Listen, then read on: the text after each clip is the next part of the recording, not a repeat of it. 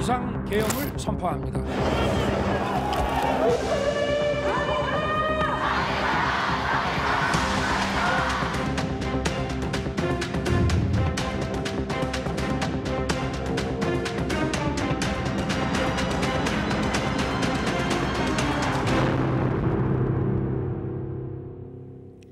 더불어민주당 이재명 후보는 대학가가 있는 서울 신촌에서 청년들과 사전투표를 마친 뒤 서울 강남권을 돌며 집중 유세를 벌였습니다. 경제 폭망의 책임을 내란 세력에게 물어달라며 이재명 정부가 주식시장을 살리고 민생 경제도 회복시키겠다고 공약했습니다. 신수아 기자가 보도합니다.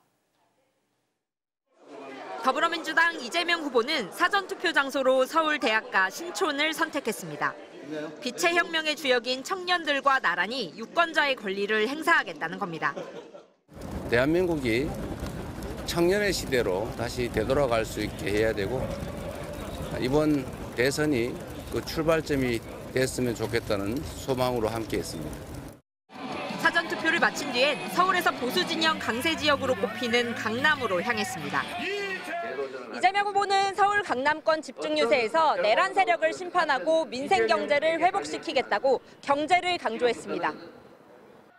경제 폭망의 주범들, 대한민국의 민주주의를 파괴한 그들이 다시는 되돌아올 수 없도록 확실하게 책임을 물어주십시오, 여러분. 특히 부동산에 예민한 지역 정서를 겨냥했습니다. 국민의힘 소속인 오세훈 서울시장이 토지거래 허가제를 지정했다 해제하는 혼선을 빚으며 시장을 흔들었다고 지적했습니다. 그러면서 부동산 가격이 오르면 세금을 늘리는 게 아니라 공급을 확대하겠다고 강조했습니다. 수요 과다로 집값이 오르면 세금으로 수요를 억압해서 가격 관리를 하는 게 아니라 공급을 늘려서 적정한 가격을 유지하도록 하겠습니다. 이 후보는 김문수, 이준석 후보를 함께 겨냥해 이준석 후보가 젊은 개혁을 주창해도 본성대로 내란, 부패 세력에 투항할 거라며 막판 보수 진영 단일화 가능성을 언급했습니다. 만약 두 후보가 뒤늦게 단일화하더라도 그 의미를 내란 세력 연합으로 미리 규정해 효과를 반감시키려는 전략으로 보입니다. 이 후보는 사전투표 둘째 날 강원과 충북을 오가는 막판 광폭 유세에 나섭니다. MBC 뉴스 신수아입니다. 국민의힘 김문수 후보는 대역전을 내걸고 인천과 경기를 찾았습니다. 더불어민주당 이재명 후보의 지역구인 인천 계양구에서 딸과 함께 사전투표에 나서며 수도권 막판 공략에 나섰는데요. 김 후보와 개혁신당 이준석 후보와의 단일화는 사실상 불발됐습니다. 김민형 기자의 보도입니다. 국민의힘 김문수 후보는 사전투표를 하면서도 더불어민주당 이재명 후보를 겨냥했습니다. 이 후보 지역구 인천 계양구에서 가족 논란을 겨냥한 듯 사회복지사인 딸과 함께 투표에 나섰습니다. 사전투표를 하고도 여전히 부정선거 의혹에 대해 완전히 선을 긋진 않았습니다. 부정선거의 소지도 있다고 주장하는 사람 많이 있습니다. 그런데 저희는 이번에 철저하게 관리해서 사전투표 전후 인천 유세에서도 유독 역전을 강조했습니다. 한국전쟁 역전의 발판이 된 인천 상륙작전을 상기시키며 메가더 장군 동상을 참배했고 연설에서도 역전이라는 단어를 반복했습니다. 대역전의 도시가 바로 인천 맞죠? 그리고 한미동맹의 상징이죠? 공식 선거운동이 시작된 이후 처음으로 인천을 찾은 국민의힘 김문수 후보는 수도권 민심을 겨냥한 총력전을 벌였습니다. 노동운동과 국회의원 경험을 강조하는 한편 내란 책임론을 의식한 듯 표심 앞에 거듭 자세를 낮췄습니다. 그동안에 대응 때문에 또 탄핵 때문에 그리고 장사도 잘 안 되고 기라고 큰절하고 또 그동안에 저희들 잘못한 건 많습니다. 사전투표 직전 개혁신당 이준석 후보와의 단일화 시도는 결국 무산됐습니다. 김 후보가 사전투표 첫날 새벽 0시 무렵 이준석 후보를 만나려고 국회의원회관을 찾아갔지만 결국 이 후보를 못 만난 겁니다. 투표장에서 유권자들의 선택에 따른 단일화가 이루어질 것이라고 생각합니다. 지금은 김문수, 미래는 이준석. 김문수 후보는 사전투표 둘째 날부터 경기와 충청, 강원을 시작으로 공식 선거운동이 끝나는 본투표일 0시까지 90시간 동안 집에 가지 않고 전국을 순회하는 외박 유세에 돌입합니다. MBC 뉴스 김민영입니다. 개혁신당 이준석 후보는 판교 테크노밸리와 고려대학교 인근에서 유세를 펼치며 젊은 층의 표심을 공략했습니다. 민주노동당 권영국 후보는 오늘 하루 호남 민심에 호소하면서 친환경, 친노동 후보로서의 정체성을 강조했습니다. 백승우 기자가 보도합니다. 자신의 지역구인 경기 동탄에서 사전투표를 한 뒤 판교 테크노밸리를 찾은 개혁신당 이준석 후보. 자신이 이공계 출신이란 걸 강조하면서 다시 한번 동탄 모델을 언급했습니다. 사실 지난 총선에서 동탄의 기적이라는 것이 사실 뒤에 무수히 많은 코딩을 통해 가지고 백업되었다는 것입니다. 더불어민주당과 국민의힘 모두에서 계속 제기되는 단일화 가능성은 다시 한번 강하게 일축했습니다. 저는 만날 계획이 없다. 그리고 단일화나 아니면 이런 것에 대해서 논의할 의지가 없다라는 것을 일관되게 밝혀왔기 때문에 변화는 없을 것 같습니다. 오후에는 대학가로 자리를 옮겨 연금 개혁과 작은 정부론을 주장했습니다.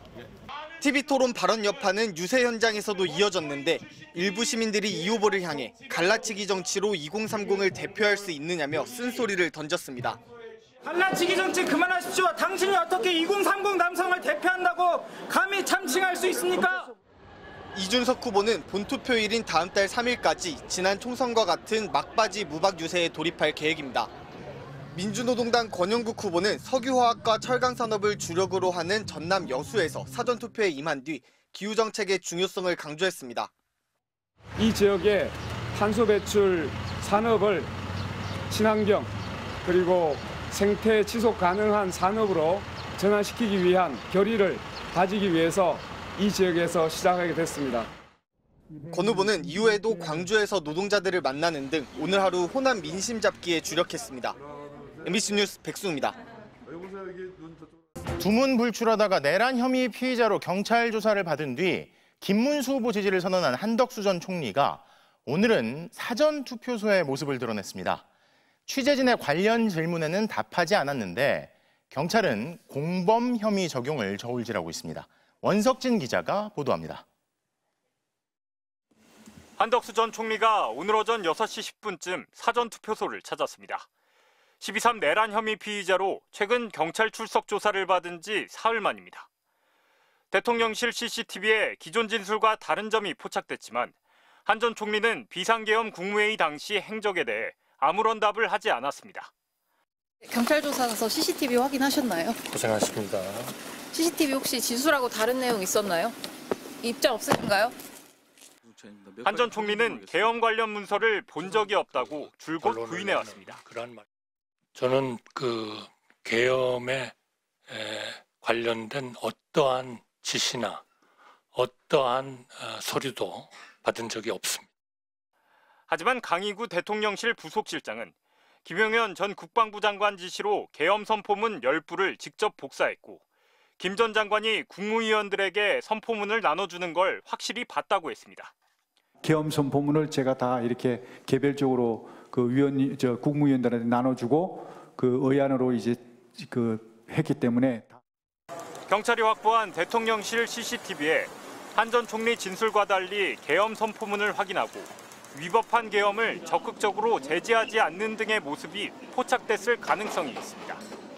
위법한 비상계엄 사태를 알면서도 국무회의 절차를 소집해서 계엄을 선포할 수 있도록 했다든가 한다면 저는 내란 범죄에 있어서 중요 임무 종사에 해당할 가능성이 충분히 있다라고.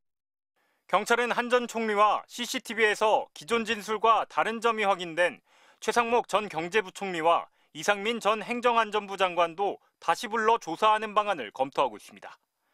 경호처 비화폰 서버 기록도 확보한 경찰은 최근 김성훈 경호차장과 박종준 전 경호처장도 불러 조사했습니다.